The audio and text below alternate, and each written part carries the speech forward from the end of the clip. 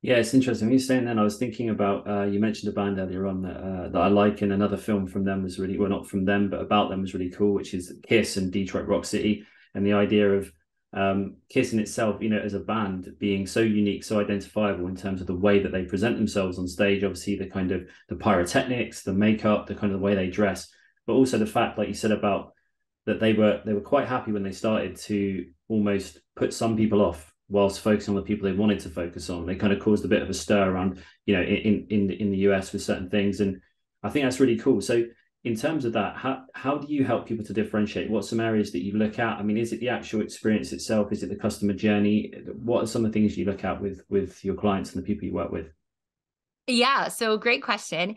In my new book, Creating Superfans, I lay out a 5-step model or 5-step framework. And in my experience, these are the 5 most important things that you can focus on, that you can do if you want to set yourself apart from the pack. And U stands for understand your customer story.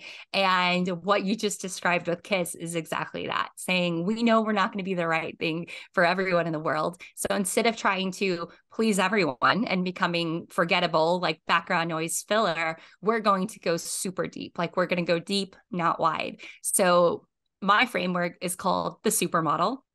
SUPER, it's an acronym. I've designed it to be simple to remember, simple to implement so that you can teach your team, so that you can measure it over time. And I'll go through it, and then we can kind of dive deeper into any of the pillars that you want to explore. But I always say that everything is experience, every touch point, every action, every person on your team is part of the experience department. Every interaction is part of the overall feeling someone is going to have with you.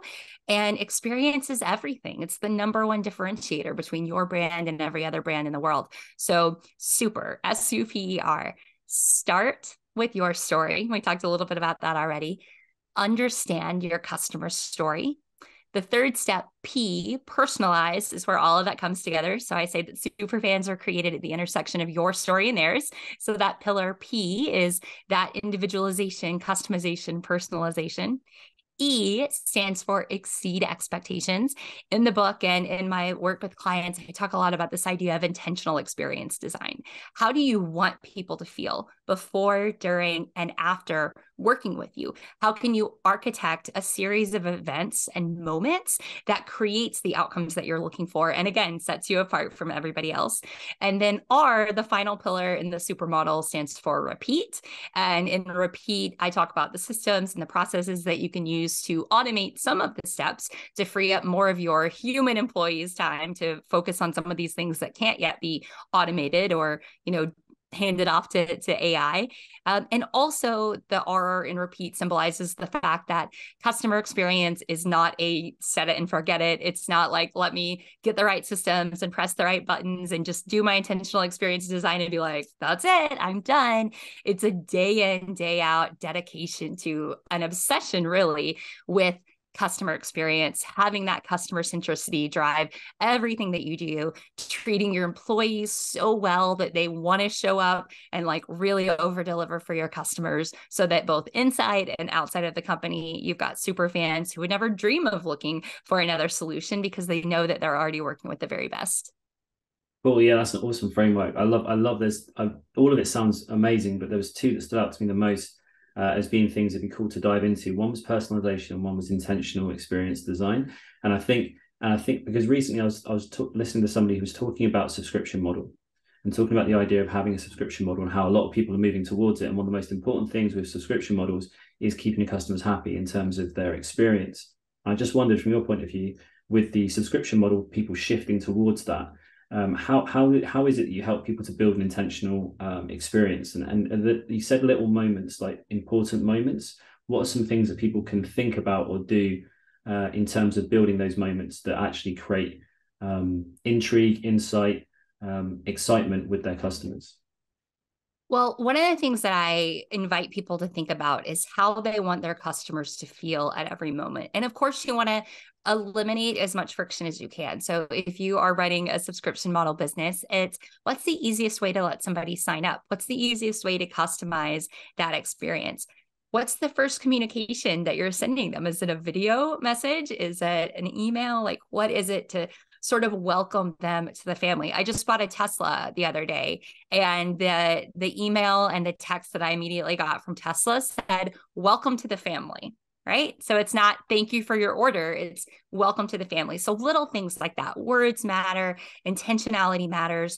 There is a subscription clothing box company here in the States that I love called Armoire, and they differentiate themselves because they have a human who does the curation. So you have a stylist who you work with, and when you place your order, everything comes wrapped in this like beautiful craft paper with a string on it. And then there's always an origami dress. So their logo is like a little origami dress, and they always include one with your order. And it's like so fun. It's so cute. It's great because it's, it's their brand, but it's not like overtly branded. Like it does not say Armoire. It's just like a cute little dress, and it's always on some like beautiful patterned or designed paper. And I have them like all around the house because my kids love them, because they're like, oh, these are so fun. But little things like that. What can you do to differentiate yourself? What can you do to create an experience? Because the truth is, we are living in an experience economy. People no longer buy just products or services. They buy the experience they are wrapped in. And that is true as ever for things like subscription box companies, that the curation is really what you're selling. Like most subscription models, people could get that stuff anywhere. So it's the convenience of, well, it's going to just like show up at your house every month so you don't have to think about it.